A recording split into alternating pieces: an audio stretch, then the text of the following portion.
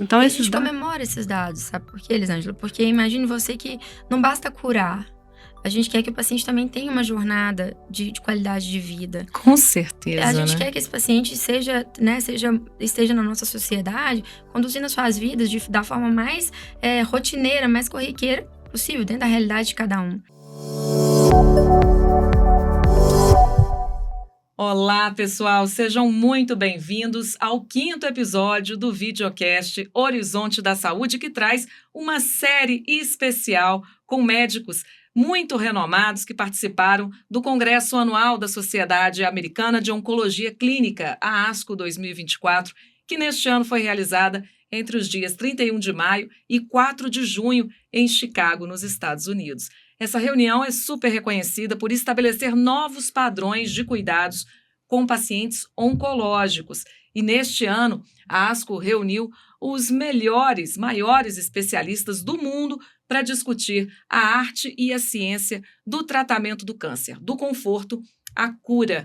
Hoje nós temos aqui a presença das oncologistas clínicas, doutora Mariana Cunha e doutora Ana Brant. Sejam muito bem-vindas. Obrigada. Um prazer tê-las aqui com a gente hoje. Vamos falar sobre câncer de pulmão, né? Cenário difícil, né? Para traduzir o que foi novidade num congresso sobre câncer de pulmão, que já foi bastante complicado e que hoje a gente tenta clarear um pouco a situação para tentar deixar essa doença um pouco mais contextualizada e com mais oportunidades para os pacientes. Sim, acho que é uma doença ainda que acomete muitos pacientes, a incidência é muito alta e o índice de mortalidade ainda é altíssimo. Pois é, quando uma pessoa, né, geralmente, assim, o imaginário popular traz isso, né, um anúncio, um diagnóstico de câncer de pulmão é muito assustador ainda para o paciente, né? E esse racional da doença, ele prevaleceu e ainda foi bastante desafiador para a medicina, de uma forma geral, até por volta de 2015, 2016, quando a gente viu surgir,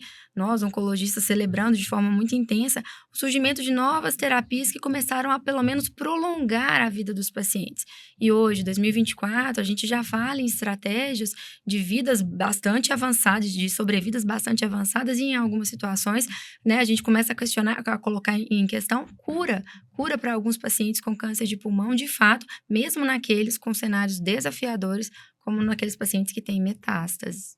E a gente pode falar, então, dos principais avanços anunciados na ASCO 2024, assim, os estudos que apontam cenários positivos, né, pra gente? Eu costumo dizer que esse ano a ASCO sempre tem algumas vedetes, sabe, Elisângela? Esse ano a grande vedete, a grande estrela do congresso, sem dúvida nenhuma, foi pulmão. Alguns órgãos podem até ter ficado enciumados, mas pulmão liderou. A gente mandou na ASCO. Quem mandou na ASCO foi pulmão, porque, de fato, muitas pesquisas avançaram, até para a gente poder contextualizar as pessoas que estão em casa, de que hoje, para a gente, a doença do câncer de pulmão, ela já não cabe mais num único diagnóstico. A medicina já consegue estabelecer vários nichos de doenças dentro desse macro diagnóstico, e com isso a gente começou a oferecer tratamentos cada vez mais direcionados para esses subtipos de câncer de pulmão. Eu costumo dizer que o paciente hoje com câncer de pulmão, ele tem nome, sobrenome, endereço, e a gente vai jogar o que precisa de remédio, de tratamento naquele endereço, naquele CEP ali, para não ter erro, para ser cada vez mais assertivo e conduzir para as respostas maravilhosas que a gente tem visto e a gente tem alcançado de sobrevida. E a gente tem conseguido essas respostas maravilhosas muito por causa do avanço da medicina com o painel molecular no câncer de pulmão, né, Mari? A gente viu que a gente conseguindo entender aonde está a mutação, aonde está o problema do paciente, a gente consegue um alvo específico para aquilo. Então, foi a virada de chave para a gente começar a melhorar e tirar um pouquinho, porque a gente, oncologista, também tinha esse problema de câncer de pulmão. A gente sofria isso, né, Mari? Entrava um câncer de pulmão, a gente falava, ai, meu Deus. E hoje em dia, não. Hoje em dia, a gente vê um paciente com grande sobrevida. E vê com muito otimismo. Sim, né, e com qualidade de vida, né, Mari? Que eu acho que é muito importante. Pois é, esse foi um dos estudos, né? Alguns, né? A gente costuma, tem alguns estudos que foram apresentados, 2 deles especificamente trazem para a gente essas respostas de alvos terapêuticos, né? Especialmente em 2 perfis, 2 endereços de pacientes aí, aqueles pacientes que dentro do diagnóstico de câncer de pulmão têm alterações no gene de EGFR e outros pacientes que têm alterações no gene, na alteração de fusão de ALK. Esses pacientes, né, a gente pode dizer que puderam comemorar mais um avanço, mais um passo dado para que a gente alcance estatísticas cada vez melhores em câncer de pulmão. Esses 2 endereços que foram vistos no estudo de forma separada, de forma em cenários diferentes, quando a gente olhou para os pacientes que são ALK, nesse congresso a gente olhou para os pacientes com doença com metástase, aqueles pacientes desafiadores, mas que inicialmente teriam um prognóstico, ou seja, uma situação, uma expectativa de vida às vezes limitada por esse diagnóstico de metástase. Ao olharmos esse DNA com calma e identificarmos essa alteração do ALK, estudos foram conduzidos nessa linha de raciocínio, e um dos estudos que foi apresentado, o The Crown, é um estudo aplaudido durante 20 segundos, a plateia aplaudindo, a plateia de oncologistas aplaudindo um dos principais autores, né, o principal autor do estudo, quando ele anuncia para a gente que depois de 5 anos usando a medicação neste alvo terapêutico, mais de 60% dos pacientes não tinham apresentado nenhum sinal de piora, estavam completamente bem, em boa tolerância, passando de 5 anos usando comprimido. Então, o que antes era inimaginável, impensável, é a condução para uma resposta, para uma oferta de tratamento que está resguardada num comprimido e que o paciente toma. E chegar perto daquilo que a gente sempre sonhou, do câncer ser uma doença crônica, né, de que a gente possa tratar e o paciente consiga manter a sua expectativa de vida muito além do câncer. E a gente tem que pensar também, Elisângela, que o câncer de pulmão, ele gosta muito de metástase do sistema nervoso central, que é dentro da cabeça, é o cérebro mesmo, e é um órgão vital para a gente precisa. E essas drogas, o lorlatinib, que é esse inibidor que a Mari está citando do estudo, ele teve um alto índice de penetrância dentro da cabeça e reduziu o número de metástases do sistema nervoso central, né, Mari? Tanto para paciente que já tinha metástase, então teve uma resposta, e protegeu para aqueles que não tinham.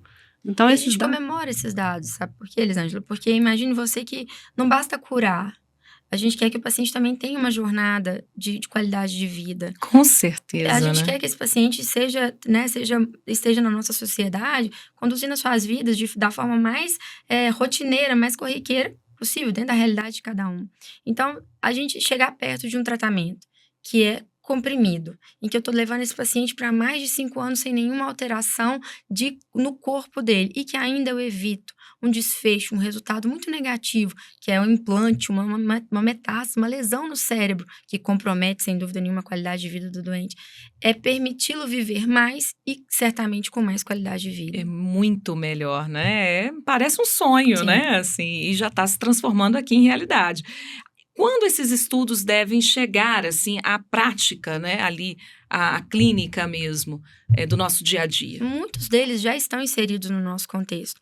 Quando a gente fala do ALK, que é esse rearranjo, é uma alteração que a gente identifica nesse painel molecular, é quando a gente estuda esse DNA, porque agora a gente quer saber esse nome, sobrenome e endereço do câncer de pulmão.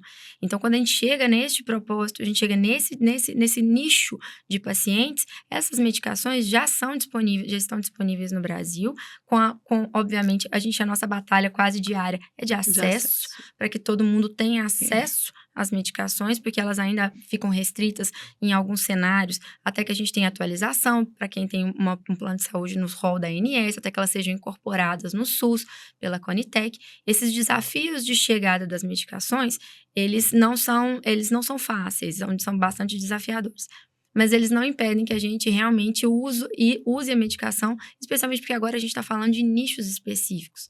E cada vez que a gente insere essa prescrição, que a gente quer fazer diferença para o paciente nesse cenário, a gente tem a salvaguarda de que o paciente está usando aquilo que realmente é direcionado ao seu caso, a sua. E lembrar que a gente não pode... individualização trazendo total qualidade. E para a gente fazer essa individualização, hoje a gente precisa de painel molecular, né, Mari? Identificar A o gente DNA. precisa identificar aquele nome, esse sobrenome do doente, para a gente tratar ele adequadamente, a gente poder usar a droga-alvo para aquilo, para a gente poder ter uma melhor Sim. resposta. A gente tem falado muito aqui sobre o avanço da tecnologia, o avanço da inteligência artificial. Falou-se sobre isso também? Bastante. Câncer de pulmão tem uma expectativa muito grande de que a gente comece a fazer protocolos de rastreamento na população de uma maneira geral, que é o sonho de todo mundo, né? Eu brinco que todo mundo quer um comprimido para tratar. Quem não quer uma pílula para tratar a sua doença? Para tudo na vida, Com né? certeza. Se é para emagrecer ou não. Até mas para a não ter, pílula, né, Mário? pra não ter. Mas também é uma situação que é super comum das pessoas e tá no imaginário. Poxa, não tem nada que a gente possa fazer para evitar ter o câncer. Eu lembro do cigarro aqui como, claro, né, eu já o ia fator falar de sobre risco, isso. com certeza. Cigarro eletrônico também. E a gente lembra que o passo adiante é rastreio, é diagnóstico precoce. E se a gente tem hoje a inteligência artificial e vários programas destinados a isso, o Congresso trouxe luz para isso, trouxe luz para várias expectativas de monitoramento e rastreamento de pacientes que têm fatores de risco, aqueles pacientes que já fumaram, que tiveram exposição a alguns poluentes e que a gente sabe que pode ter uma predisposição aumentada para câncer, que esses pacientes sejam incluídos nessas estratégias e a inteligência artificial começa a mapear exames, história pregressa, para que gere a partir dali informações e esse paciente chegue com um diagnóstico cada vez mais precoce. Porque a gente viu no Congresso também, a gente falou de um cenário da doença metastática, da doença com metástase, que é uma perspectiva de uso de comprimido, mas teve uma apresentação super interessante que muda também a estratégia de tratamento para os pacientes que têm uma outra alteração de DNA, que é IGFR, alteração de mutação em outro gene. A gente brinca que é a sopa de letrinhas, né? Vamos lá para outro nicho, que é a caixinha dos pacientes com IGFR mutado. Esses pacientes, eles tiveram uma sobrevida aumentada, eles viveram mais com uma estratégia também de um comprimido associado a um tratamento que já vinha sendo feito de quimio-radioterapia. E eles passaram a se curar de forma mais intensa. Aumentou o bolo de pessoas curadas, de fato, num índice que é extraordinário, uma redução do risco da doença voltar de 86%, 84%. É muita coisa. É muito elevado, Você né? pensar que 84% das pessoas não vão ter essa doença. Mas uma crítica importante, né, Mari, foi manter esse remédio por tempo indeterminado. Já que a gente quer cura, a gente esperava que o remédio pudesse ser suspenso em algum momento. Sim, a gente né? sabe que uma parcela desse estadio 3 está curado, né? Então, a gente ainda, apesar do dado ser maravilhoso, a gente ainda tem que aprimorar isso aí, para quem que nós vamos manter por tempo indeterminado. Mas é luz no fim do túnel, é a palavra cura para muita gente que estava esperando ali, que tem um estágio 3 de doença, que a doença ainda não é doença de metástase, a doença tá confinada ainda, tá dentro do tórax do paciente, mas que ainda assim tinha, né, ao longo do acompanhamento, tinham chances significativas de ter a doença retornando. E esse cenário que é muito difícil, ninguém quer que a doença volte. Todo mundo quer tratar quando opera ou quando faz quimio e radioterapia, quer que a doença esteja exterminada, quer que a doença termine ali e não volte nunca mais. Se a gente traz um alento de que os pacientes que usaram esses comprimidos, que são para essa alteração, para esse nicho específico, tiveram condições de não terem a doença retornando em nenhum momento da sua vida, isso é brilhante, a gente tem que, né, considerar como um avanço significativo. E é atrás disso que a gente corre, né? Quando a gente está fazendo esses avanços no câncer de pulmão, a gente está buscando isso, a cura. Estamos chegando batalhando, né, né? E quais são os desafios, assim? Acabou de citar um deles, né? Há outros ainda, outros pontos ainda um pouco nebulosos, que precisam ser estudados, mais avaliados, mais bem avaliados? Sem dúvida, o câncer de pulmão ele é desafiador porque a gente está vendo que são várias doenças dentro desse macrodiagnóstico. Dentro desses diagnósticos de câncer de pulmão, Elisângela, tem um deles especificamente, que é os tumores de pequenas células. Um nichozinho, uma caixinha diferente do câncer de pulmão, são células diferentes que crescem dentro do tórax do paciente, que até a década de 80, aliás, desde a década de 80, a gente vinha fazendo o mesmo tratamento para esses pacientes. Neste ano, na ASCO de 2024, a gente viu, depois de quase 40 anos aí, a gente viu a evolução de um novo remédio, de um remédio que já vem sendo utilizado em outras áreas da oncologia, imunoterapia, trazer luz para alguns pacientes. Esses pacientes, de uma maneira geral, que são bastante desafiadores na nossa prática clínica, têm um perfil de doença, às vezes, um pouco mais agressivo, um pouco mais difícil, porque eles acabam tendo a doença retornando num espaço de tempo curto. Mais ou menos 30% dos pacientes só sobrevivem até 5 anos. Desafiador para a medicina. Muito. Poxa, ver como é que a gente poderia melhorar essa estatística. Com isso, a gente trouxe esse ano, ao Congresso trouxe também de forma muito expoente para todo mundo lá, um artigo impressionante, o Adriatic Trial, mostrando que acrescentar imunoterapia, dar um tratamento em que eu estimulo o seu sistema imunológico, depois de dar quimioterapia e radioterapia, fez com que os pacientes melhorassem muito as chances de estarem vivos depois de 5 anos. E isso também deve ser comemorado, porque nesses cenários desafiadores, em que a gente não via luz no fim do túnel, hoje a gente começa a enxergar as estratégias cada vez mais modernas sendo incorporadas para o raciocínio do que era desafiador. E lembrar que a melhoria foi sem importante toxicidade, né, Mário? Os com pacientes certeza. toleraram. Como assim? A gente, às vezes, quando a gente faz um tratamento de quimio-radioterapia e a gente associa alguma droga depois, a gente pode aumentar o índice de pneumonite, que é uma inflamação do pulmão, do brônquio. Sim. E a gente viu que esse aumento não foi importante. Então, Olha isso é só. muito. A gente comemora muito quando a gente acrescenta uma droga sem uma toxicidade importante, né? Porque tudo que a gente acrescenta, a gente espera que venha algo a mais. Sim. Nesse E os mesmo pacientes raciocínio, toleraram muito né? bem, né? Acho que o raciocínio da oncologia como um todo é evoluir na expectativa de trazer cura, de trazer, com certeza, uma vida melhor com qualidade. Não basta apenas considerar que esse paciente vai estar vivo, mas não é vivo a qualquer custo. Não é vivo com oxigênio, Sim, com não é sequelas, vivo... não adianta terríveis, né? Qualidade Então, de vida baixa. Essa preocupação, ela é tão importante, tão significativa na oncologia, na discussão, que o tema da ASCO, né, você narrou muito bem aqui, é trazer, a gente precisa de conforto, precisa de qualidade de vida, precisa de evoluir nas estatísticas, melhorar as estatísticas, sim, e a gente tem visto, a gente considerou aqui 3 estudos para colocar isso em xeque, tem melhorado, tem tido luz no fim do túnel para a gente poder identificar molecularmente quem é cada paciente, trazendo o que a gente chama de medicina de precisão. Dar para cada paciente o que de fato ele precisa e com isso a gente vai diminuindo a toxicidade e aumentando a expectativa de vida com qualidade de vida. Esse é o objetivo. A gente está caminhando para tentar conseguir combinar esses fatores para todo mundo. E é talvez que a gente espera encontrar nos próximos anos na ASCO, né, doutora? Eu acho que a gente tem anos que a gente tem dominado a plenária, né? A plenária é onde se apresentam os melhores estudos que são encaminhados.